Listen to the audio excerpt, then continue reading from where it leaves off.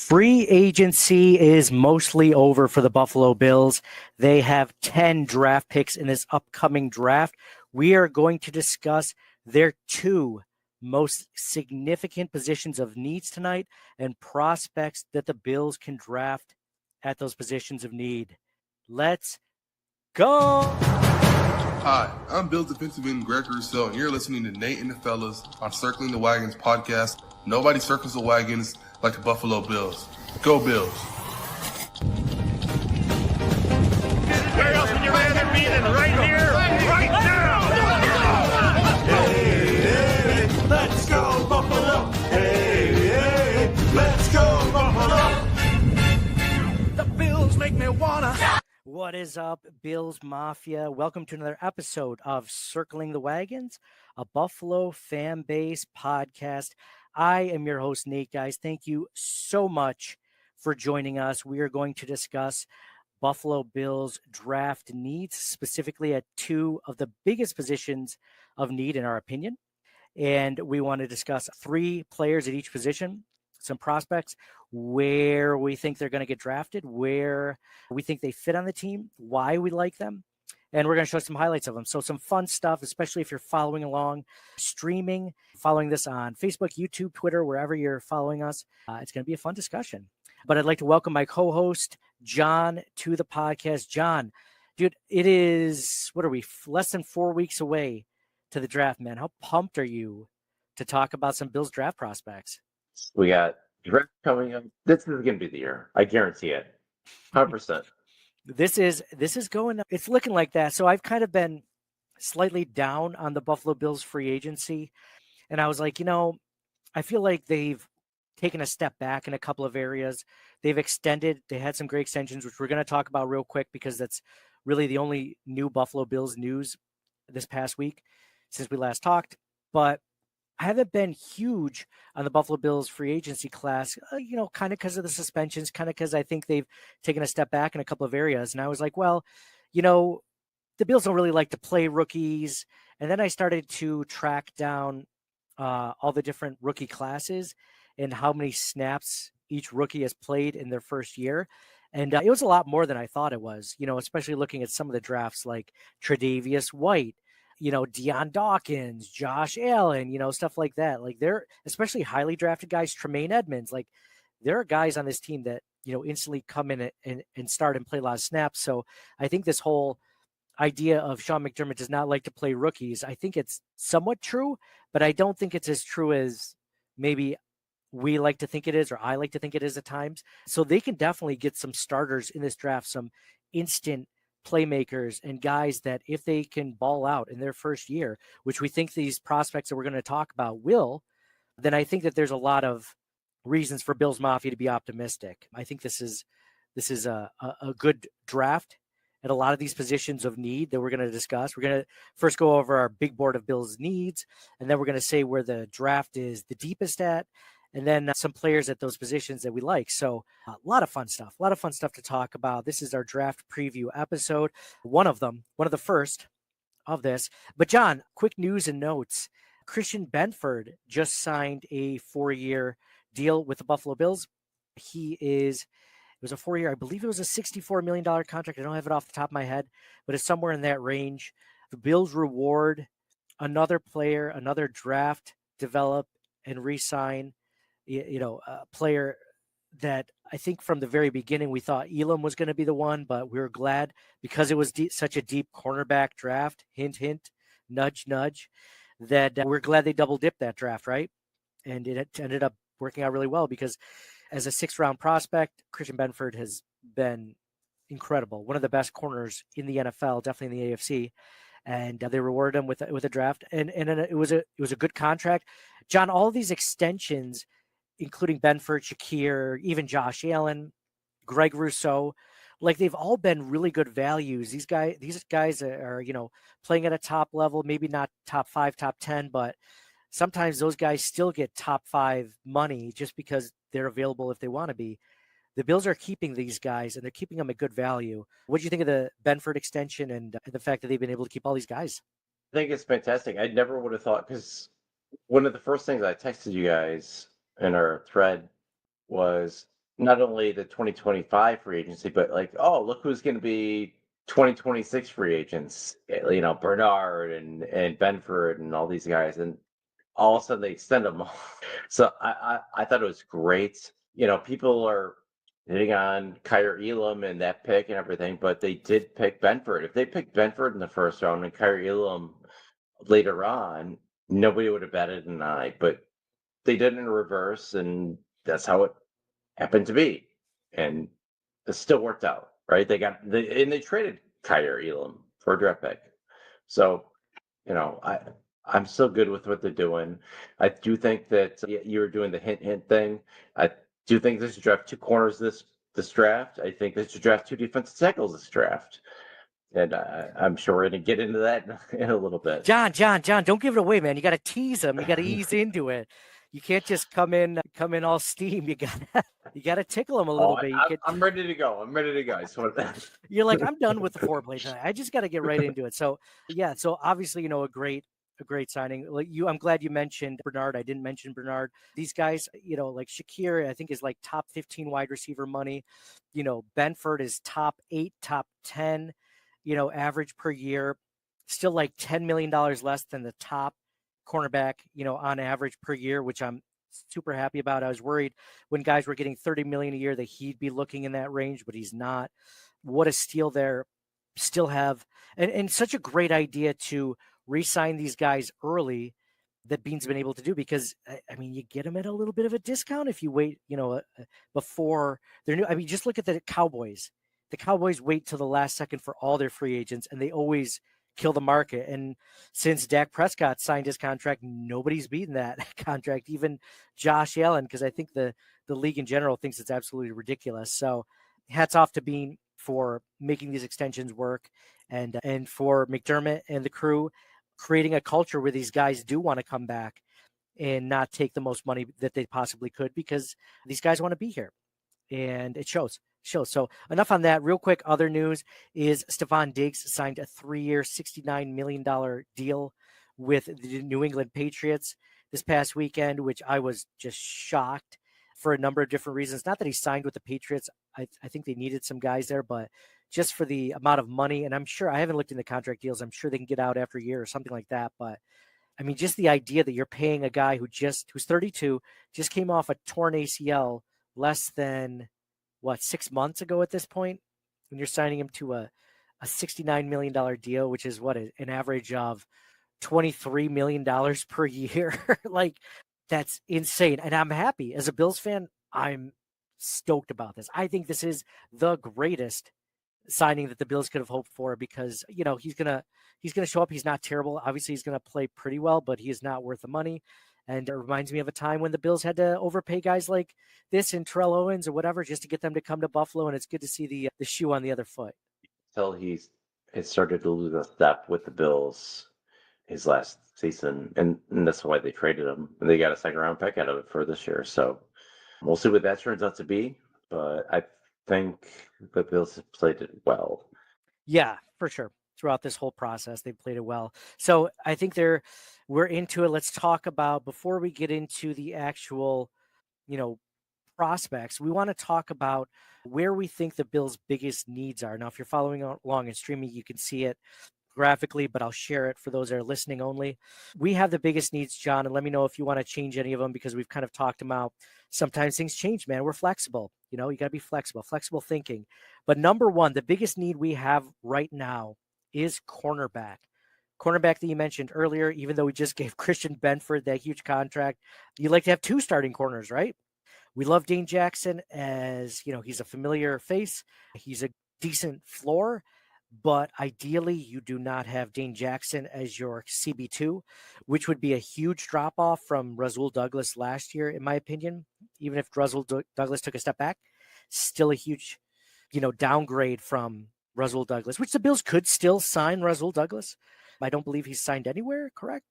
I don't think Asante Samuel Jr. signed anywhere, but CB2 is their biggest need, in my opinion. That's one of the biggest positions I mentioned. The Bills in free agency taking a step back in certain areas. Cornerback is one of those, in my opinion. So I think it's the biggest need for the Buffalo Bills. If you're not going to get a huge pass rush out of your front four right now, at least on paper, then you need to get better coverage on your back seven so that, you can allow those guys to eventually get to the quarterback. Thoughts on that? Agreements on that? You can get the graphic. Our first four are defensive linemen and defensive backs, and they kind of play hand in hand in a lot of these things. Like that's our tier one, right? Defensive back, defensive line. They need better pass rush. They need better defensive tackles. I mean, Oliver's good and everything. We like Daquan Jones. He's getting older. Corners, safeties, White's gone. Poyer Hyde, the whole thing. They've been trying defensive end for years. Hopefully Joey Porter or Mike White come in. The only reason I don't have safety up higher is because they basically have the same safety group as last year, but I think Cole Bishop's going to step into that role. So I don't have them higher, but it's still a need for sure. But like you mentioned, corners and defensive line, really. Bishop. I like Bishop, but safety's still there. There's been a lot of turnover. Yeah. Let's just say over the last 5-6 years on defense. And it kind of stinks because it's like a chicken and egg kind of thing. It's they need the pass rush, but maybe they need, if they get a lockdown corner, that could help that. But then, but at the same time, they need both. So that kind of stinks. Yeah, absolutely. So number 2, we have defensive tackle. That's something that, we've discussed, I think mostly because we still want defensive end. That's our number 3 biggest need. I think defensive tackle is one of those things where the Bills have 2 starters. They have Dwayne Carter back up to Ed Oliver. And I think that, we're intrigued by him. I think he could be something, maybe a rotational piece this year if he stays healthy. So we're not as down on that. It's just that kind of, we'll talk about it a little bit later, but again, with pass rush, helping those guys, helping Ed Oliver penetrate, taking pressure off the defensive ends so they get less double teams, stuff like that. And I think if it wasn't for Joey Bosa, in my opinion, being an upgrade over Von Miller, at least if he's healthy, then I think defensive end would be a little bit higher. But right now we have defensive tackle number 2, defensive end number 3, safety 4. You mentioned you have the front end and the back end of the defense, the first 4 needs. We have wide receiver at number 5, running back at number 6. Punter at number 7, even though they did sign, I think it was Brad Collins or someone from the Bengals today, which I think was just a literal roster guy because, you like to see what other fans say about the player and they're just like, he's terrible. He shakes it all the time. I'm like, okay, well, we've got guys like that before. So just until further notice, he's just another camp body, in my opinion. And then number 8, we have linebacker, and number 9, we have kick returner. Again, I mean, when you're going down to 8 or 9, I mean, rather than get another linebacker kick returner, I mean, why not double dip, right? Like this is a perfect draft to potentially double dip at a couple of different areas. Like we mentioned, our first 2 needs, you said cornerback, defensive tackle. I would love for them to double dip. And look at this, John, the number 1 deepest position in the NFL draft by some accounts is defensive tackle. Next, going with defensive end at number 2, offensive tackle at number 3, which is not a need for us. I doubt they draft one on day 1 or 2. But I mean, they do have 10 draft picks, so maybe on day 3. But they really like their offensive line, and it is the best unit on their team, especially tackle. I mean, they have 2 really good tackles. So unless they convert a tackle to a guard in a day 3 pick, I don't see them drafting one of them. Do you? Going to be on that unit. And they've been healthy. Exactly. And then we have number 4, the deepest position in the draft, cornerback, and then wide receiver and running back. So 4 out of the top 5 deepest positions in the draft, we have needs for, either really big needs for or intermediate needs for that we can go. So keeping that in mind, when you look at this draft class, you're like, oh, the defensive tackle is really deep. Could you get a guy, a starter, and day 2? For sure. Can you get a starter on day 3? Potentially, you could get a guy that could play opposite, if not a starter on day 3, potentially a guy that could wait in the background and be a rotational piece this year at certain positions, either pass rushing positions or early down, snaps, and to get them in there so that when Daquan Jones, his contract is up next season, they might potentially just have someone in that role. So obviously defensive end's a huge need. We would love to get a starter, maybe not even a starter, just like a depth piece in the end of the first round or second round, third round, or we don't have a 3rd round pick, but 4th round, you get it what I'm saying. go from there. So, John, any thoughts on these before we move on? You never know with these guys. Like, we get Kyle Williams in the 5th round. You get Christian Benford in the 6th round. You, take your chances. You got to think who can all be like, oh, he's not a 1st or 2nd round pick, so it's gonna after anything after that's gonna be like it could be. You could just throw a dart throw in the 7th round and it could hit. You never know. That's why people are like, oh, they're going to make their roster in the 7th round. Well, you don't know. Like they could draft him and like, oh, he looks really good, so maybe we'll keep him around, that kind of thing. And then he says, yeah, I know. I'm glad that you brought up Kyle Williams because that's another example of a double dip, right? They went John McCargo in the 1st round, and then they went back in the 5th round to get Kyle Williams. I love a good double dip, man, especially at the positions we mentioned. The only thing that unfortunate is that defensive tackle and defensive end, they have guys there where if they keep drafting a few more guys, they're going to have to start releasing guys because they have a lot of players at that position. I mean, they didn't lose many people. Maybe they trade away AJ Epinesa to make a roster spot for a draft pick, and maybe they're waiting for that before they do it. Maybe they couple AJ Epinesa and a draft pick to move up, or to gain a pick next season. Like that might be something that they do, especially if they find a defensive end that they like really early, and they know that AJ Epinesa might not be on the field because of it. They might try to trade a guy and get a 5th round pick next year, a 4th round pick next year, or something. So yeah, double dip is the chip. I love double dipping anything that isn't, a chip dip with other people. I love doing it when it's just it's just you doing a double dipping. That's all you want. It's your ball, right? I drool into it. I don't give a crap. Yeah, double dip. You can double dip the chip. So John, we're talking cornerback and defensive tackle. Cornerback's our first need. John, you were doing a lot of research onto this with different players.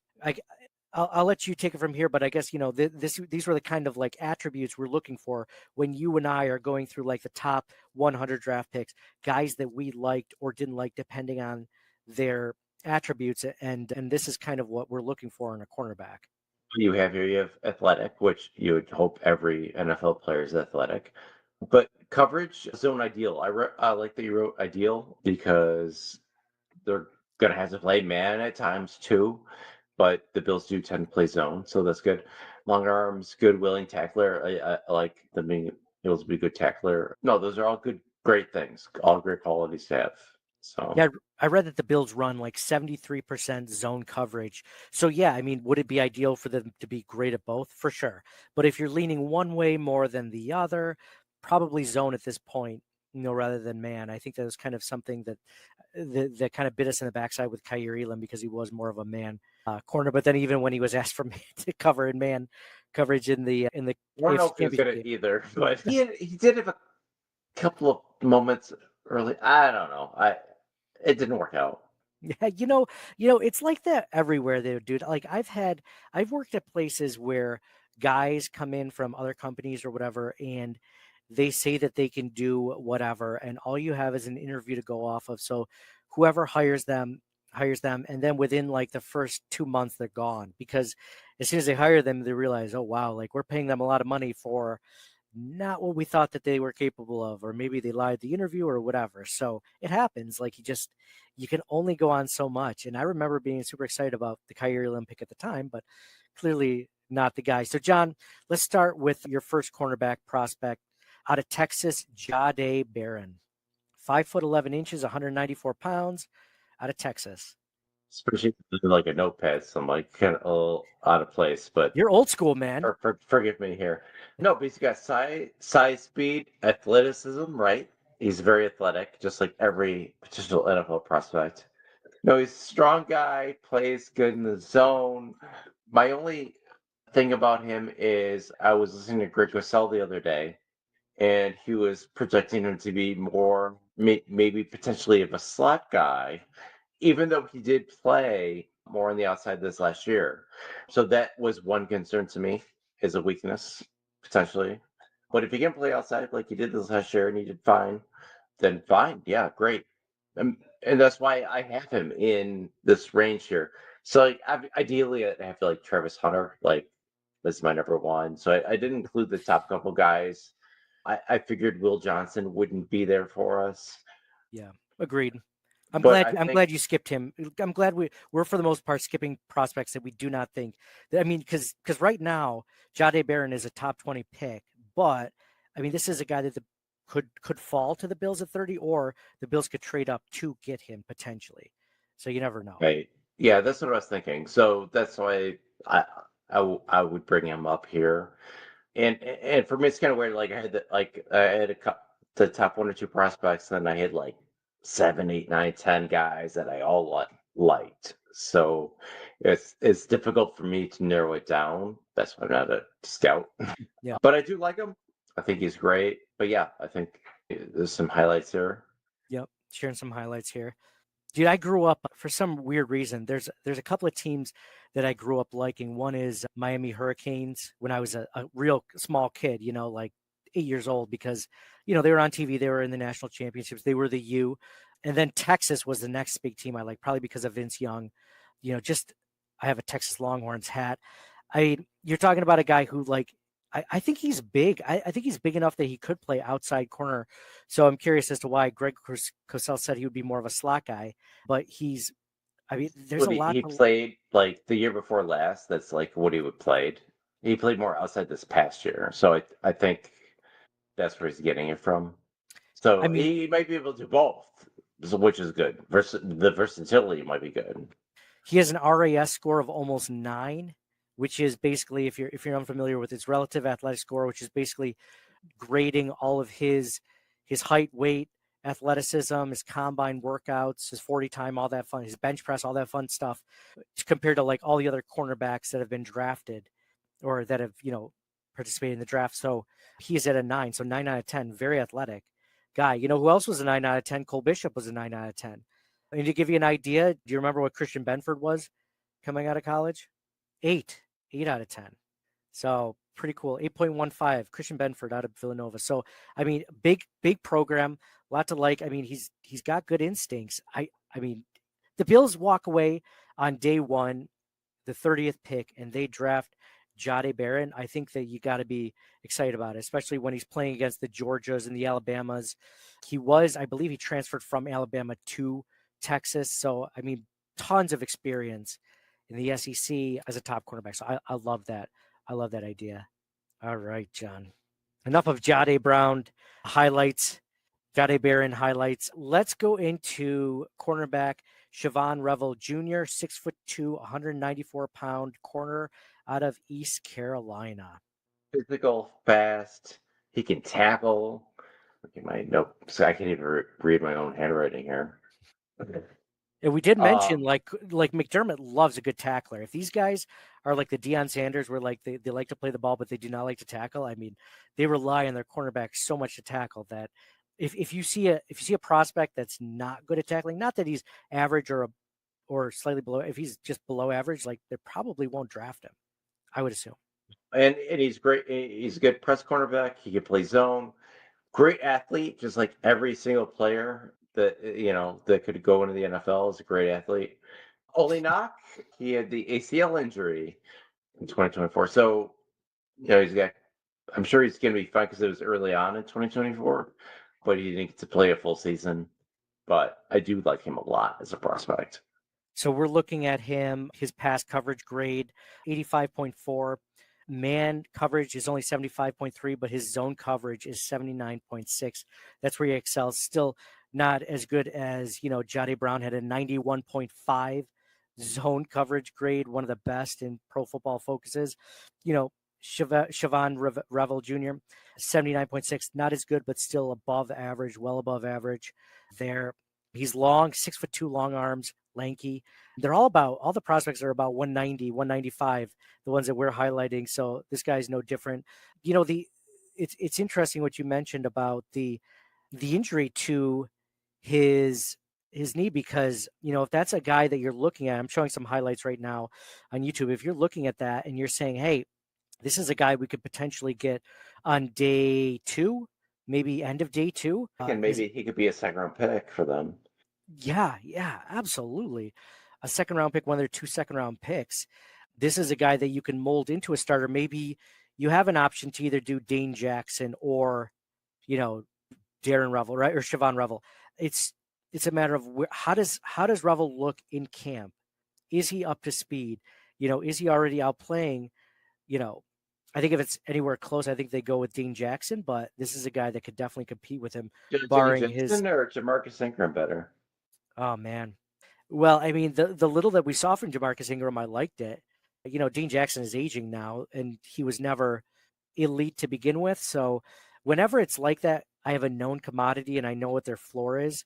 Sometimes I like to go with the younger defensive back that has the opportunity to show more, if that makes sense, rather than the low floor guy or the higher floor guy. Yeah, I think I'd pencil in Ingram as a starter right now over Jackson. Yeah, you're right. You're probably right. I don't know why Cam Lewis isn't in the discussion because I think that, he's shown pretty well at cornerback. I know he's more of a safety and he's also the backup nickel corner, but at the same time, I think it'd probably go, in my opinion, be like Jamarcus Ingram, then probably Dean Jackson or Cam Lewis next. So I don't know. I'm a big Cam Lewis fan. I think he has opportunity. So Cam Lewis, but yeah, I have him more of a safety nickel backup, like you said. But yep. Yeah. I mean, we talked about this ad nauseum, but in the AFC Championship game, I'm wondering why are you not starting Jamarcus Ingram or Cam Lewis instead of? Here we see a big sack by Revel Jr. there on a blitz. Guy's definitely got speed. His RAS score, where it's unknown because he did not test at the combine because of the torn ACL, but the athleticism shows on the tape, man. Obviously, not going to have a pro day. Yeah, his highlights look good.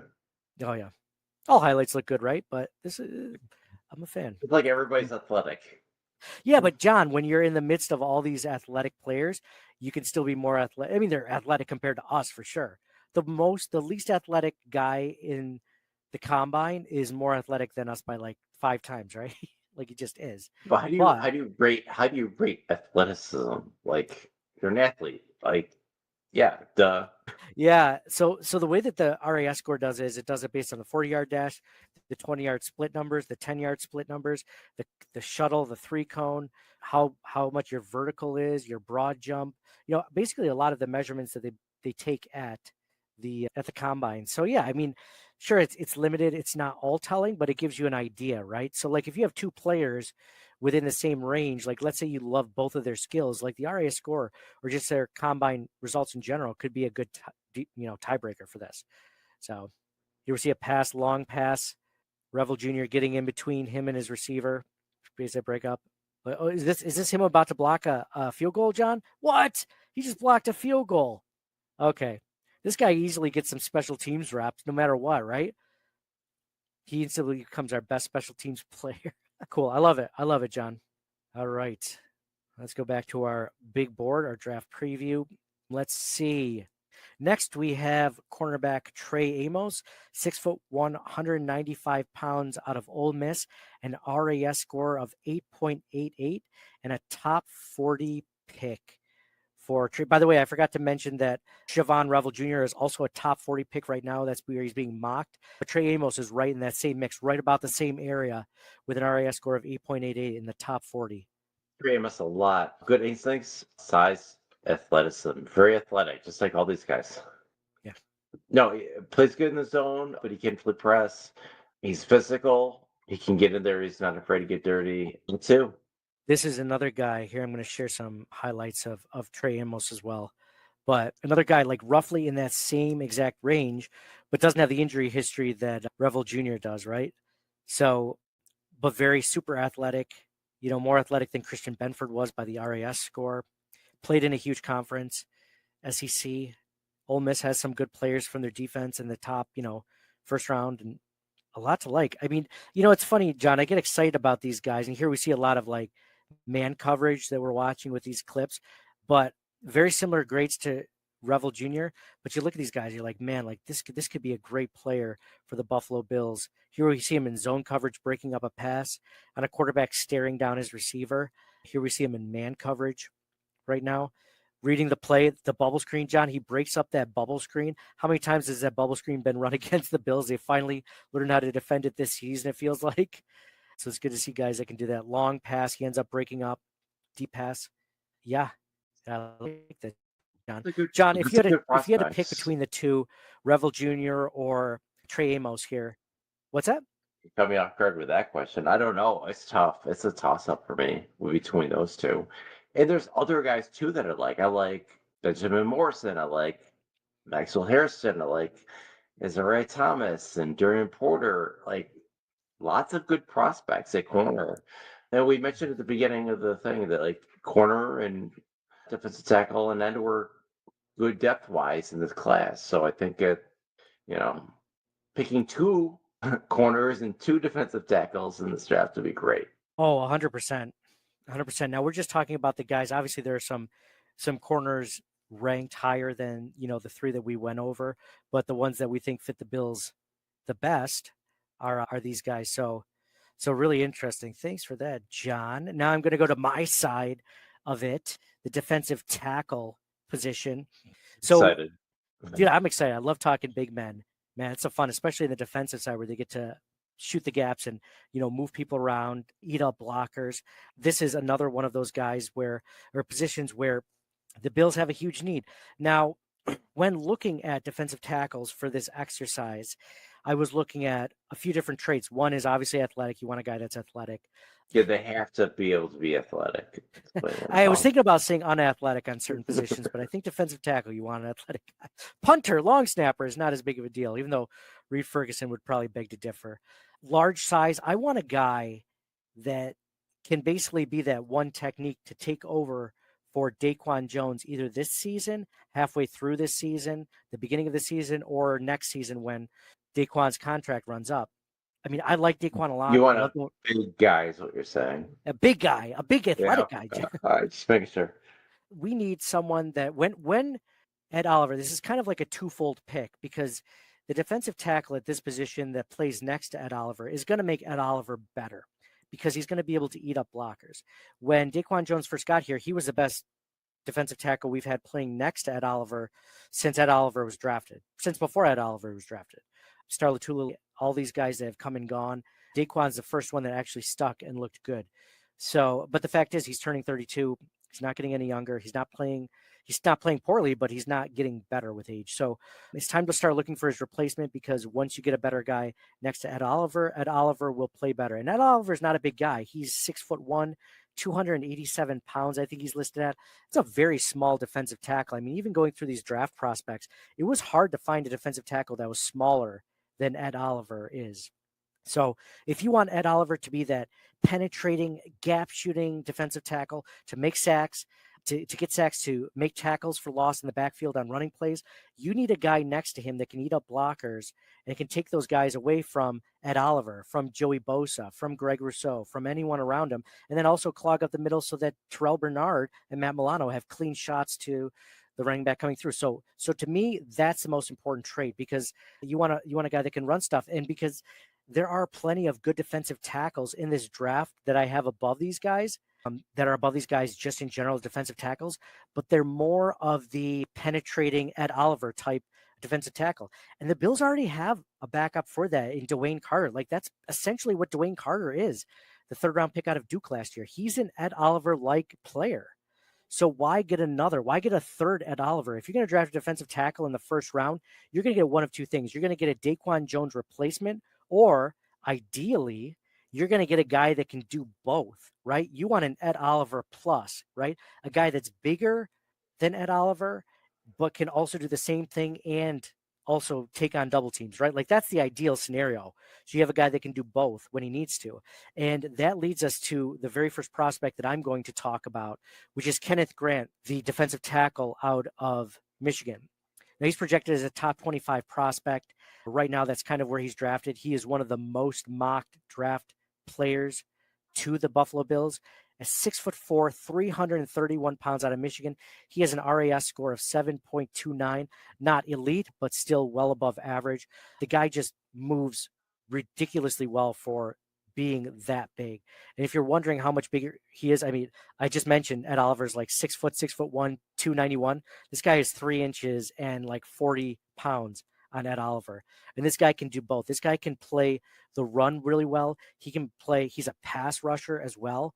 His pass rush win rate is well above average, almost elite at his position. He has a very above average run defense grade that's actually his strength is run defense.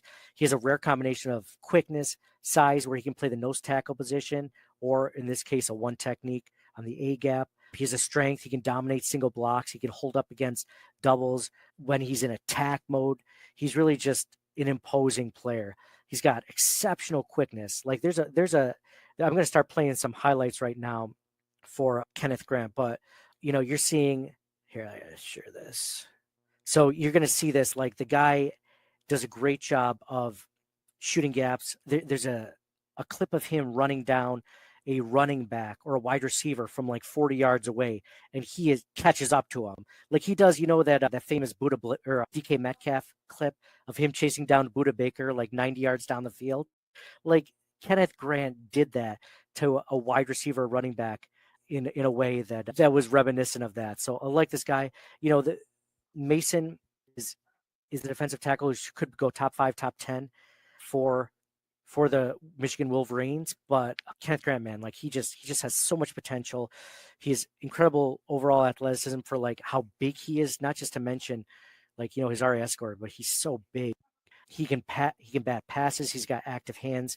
The only problem is sometimes he plays a little bit too high. He loses leverages. His hand usage, it can be improved. He's still got to work on that. His first step isn't always upfield sometimes, which is, kind of ideal if you're looking for the one tech position. But I mean, there's a lot to like about him. He is my favorite prospect of the guys that the Bills could legitimately get, maybe possibly trade up for, or that could fall for him. So if for whatever reason you're watching the draft and Kenneth Grant drops to the Bills at pick 30, like don't be upset about that. Like be very excited about it. Here we see him tipping up a pass and catching it, intercepting it.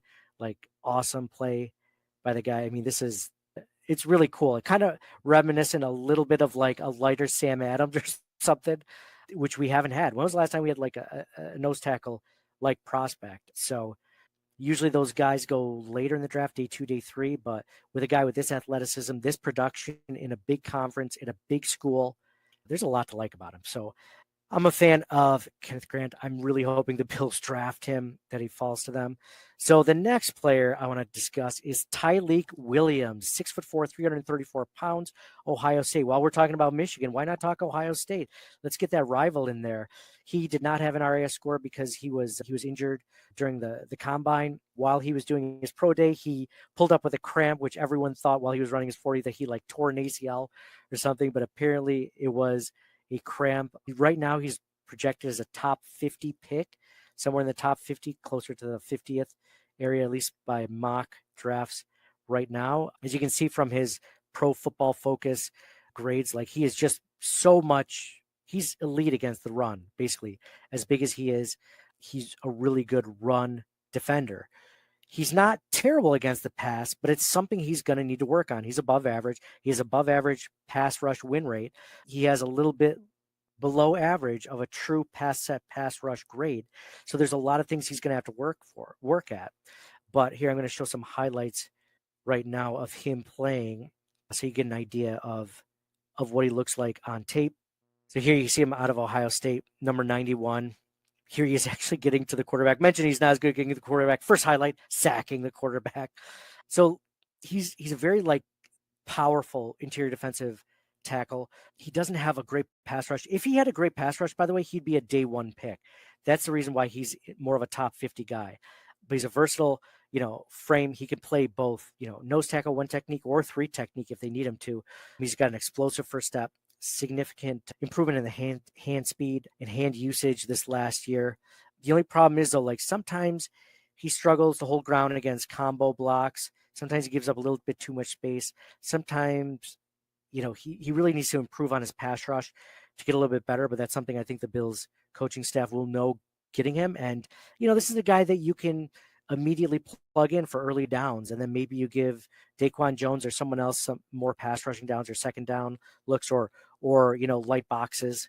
You don't start him there, but first down, I think this is a guy that could be there. Here we see him batting down a pass, so against Rutgers. So yeah, or not batting down a pass, just destroying the quarterback from Rutgers. So if you're watching highlights, you're gonna love the guy no matter what. But I like this guy. He's my second favorite prospect at defensive tackle position.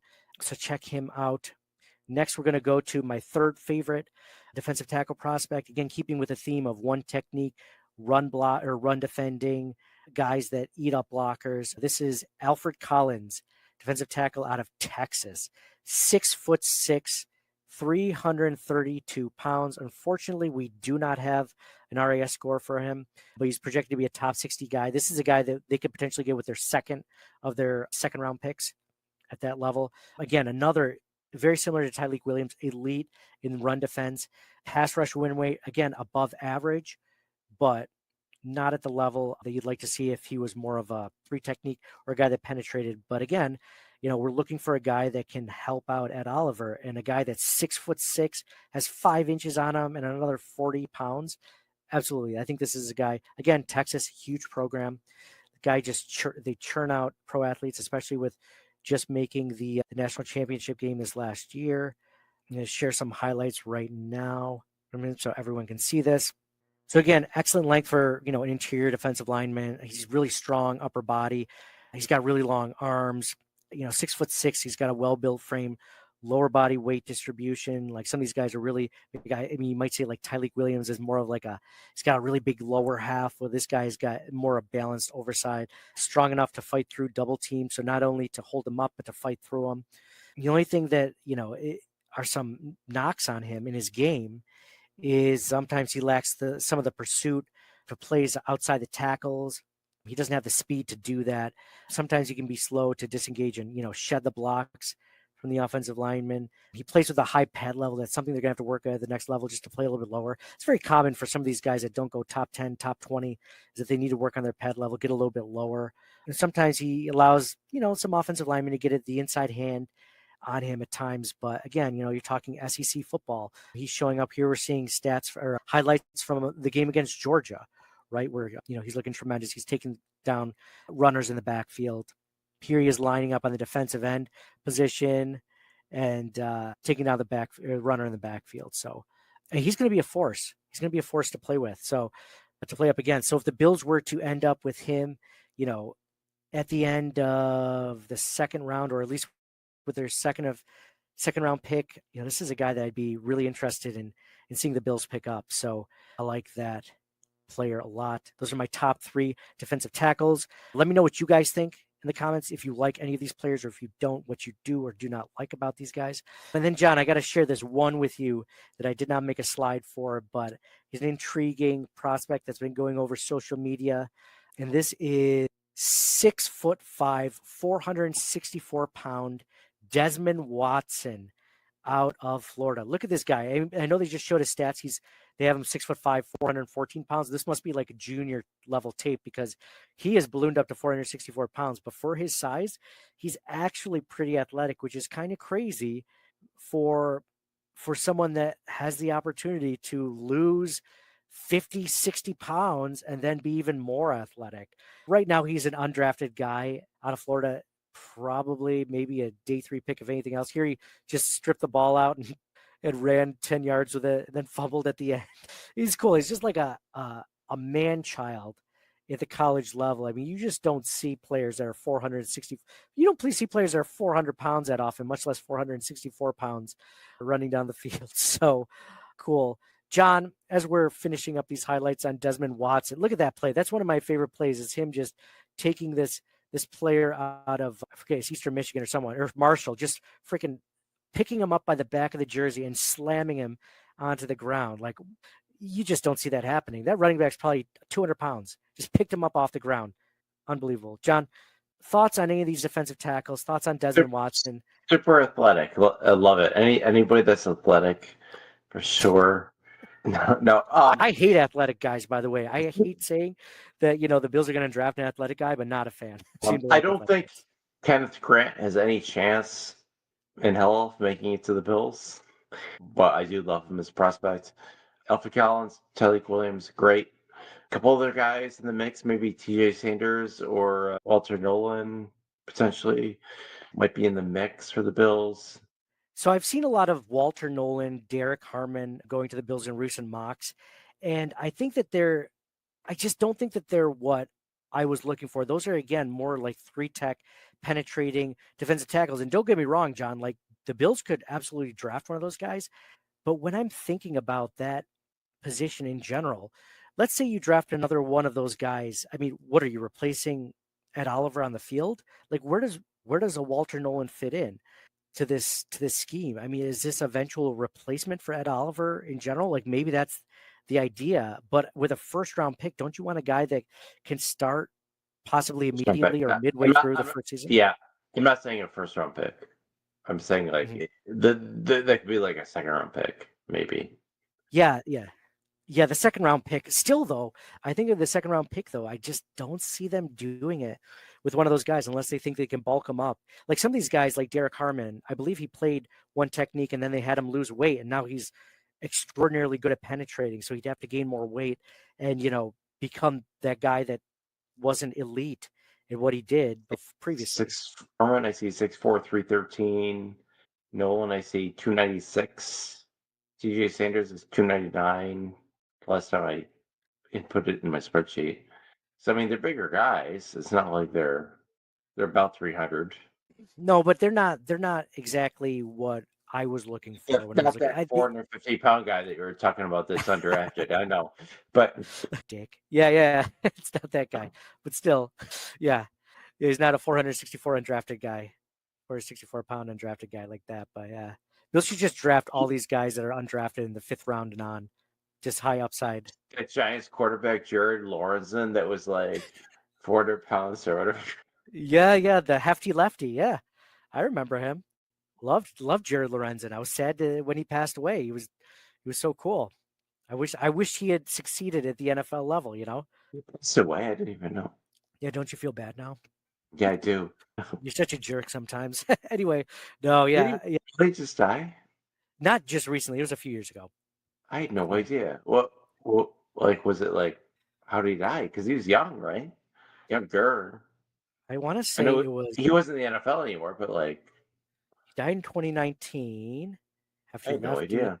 Cardiovascular disease. Died at 38. Struggled with his weight both during and after his playing career. Wow. Yeah, cardiac and renal issues. Sad. I didn't even know.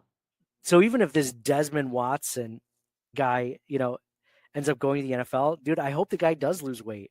Like it goes from 464 pounds to at least like 375, which is crazy to think.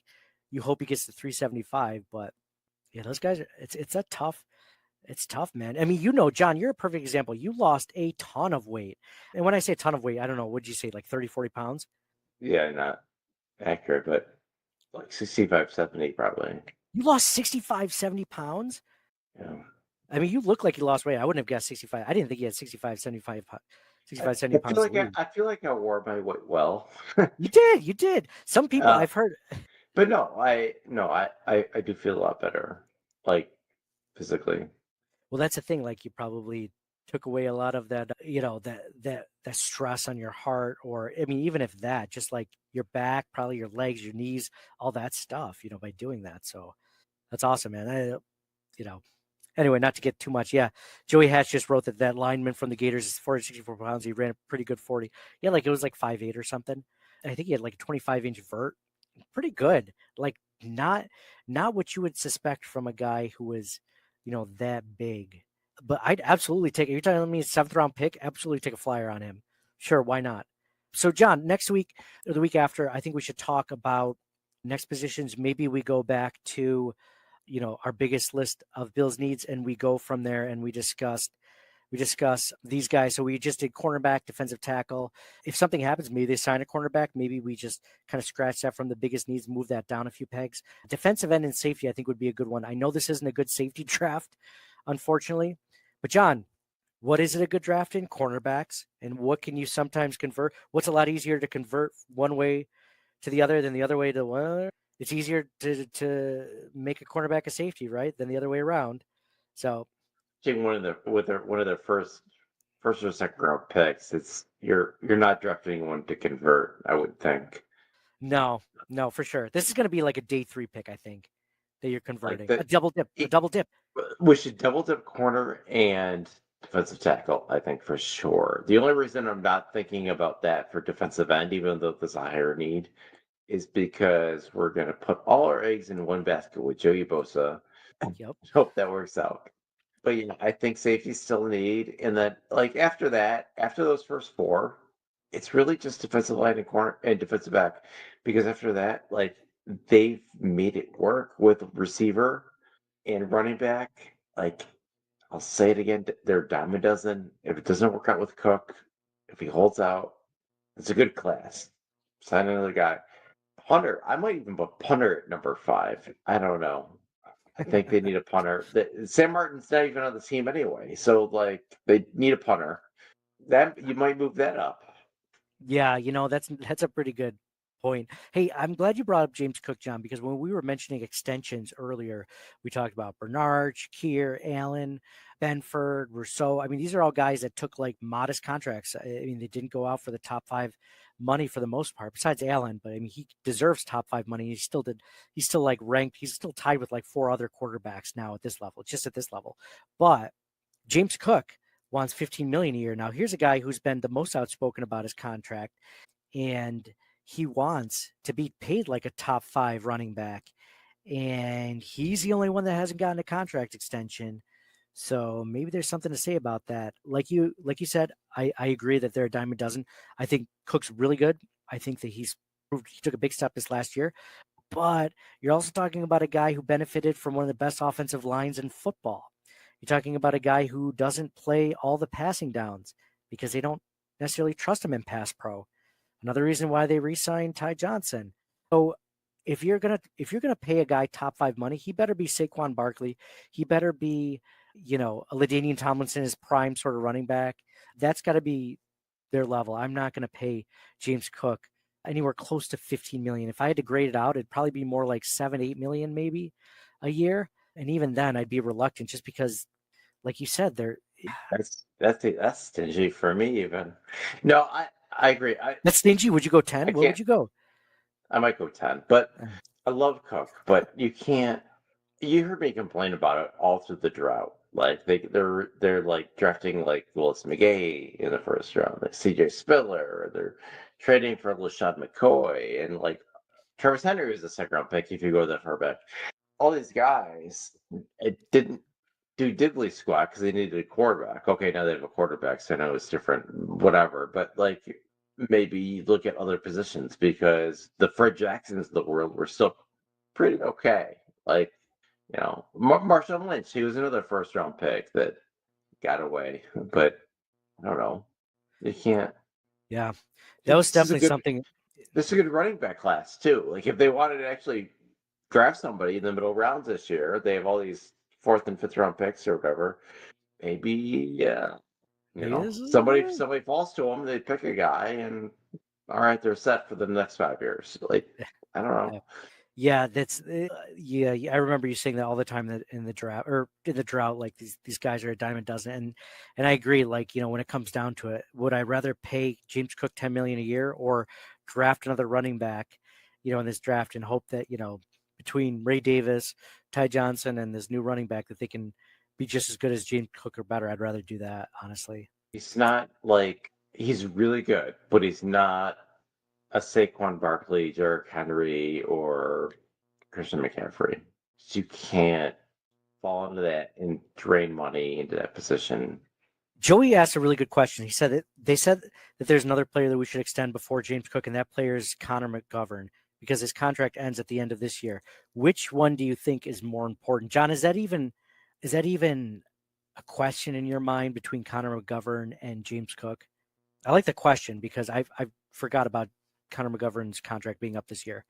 How old is Connor McGovern? I believe he's 29, I want to say. 28. Yeah, that's the case. For some reason, there's a lure. But yeah, McGovern, I think keeping the offensive line intact, I think, is important at this point. He is 27. He's even younger. Absolutely resign him. Absolutely. Dude, that's the thing about like James Cook playing better. It's because of guys like Connor McGovern. If you want to rank the most important Bills players at their respective positions on the offensive line, I think it goes Deion Dawkins, Spencer Brown, Connor McGovern. And then right now the guards are pretty good, but I think you could possibly upgrade Torrance or David Edwards potentially, but you can't definitely upgrade at center. So I would like the Bills to try to keep him if they could. Morris, and they're like, "You're screwed." Blah blah blah blah. Like, Bean and McDermott. Yeah, it'll be interesting to see what happens there. John, anything else to end on this podcast before we end the first Bills draft prospects episode? Anything else? I think we're good. Hey, man. You say you love me? Sure. Sometimes the first part thing you say cuts out real quick. It must be the internet connection, but yeah, I love you too, man. Love you too. For sure. That's not what you said. All right, John. Thank you guys all for listening. Thank you guys for commenting in, for being a part of this. If you haven't, please subscribe, like, follow. Let us know some of the prospects that you want to talk about. So we're talking about cornerback and defensive tackles in this episode. If there's a guy you want us to talk about or discuss next week that you think might be a better fit, or a guy that you like late in the draft, we can discuss that guy. And then we can go over defensive ends and safeties next week after. So that'll be a fun discussion to have. So thank you guys for all subscribing, commenting, liking the episode, whether you're hearing it on Apple Podcasts or Spotify. If you share it on whatever platform, tag us and we'll share it as well to kind of get the word out there and promote your social media handle as well. So appreciate all you guys doing this. So thank you for listening. As always, it's a fun time of year. It's always fun to talk draft prospects with you guys and really get excited. It's kind of like, I always liken to the draft being like Christmas Day. It's like, when can we get these fun new toys, and how long can we play with them before they break or whatever? So it's going to be a fun time. So signing off for John and for me, Nate, go Bills, and we'll talk to you guys again soon. Thank you for listening to the Circling the Wagons podcast. Download and subscribe to us in your favorite podcast service. Email us at ctwpod@gmail.com. That's Charlie Tango Whiskey Pod@gmail.com. Follow us on Facebook and Twitter at CTWPod. And most importantly, go Bills! Nobody circles the wagons like the Buffalo Bills. Nobody circles the wagons like the Buffalo Bills, Nate. Well, listen, the whole show is called Circling the Wagons. Say no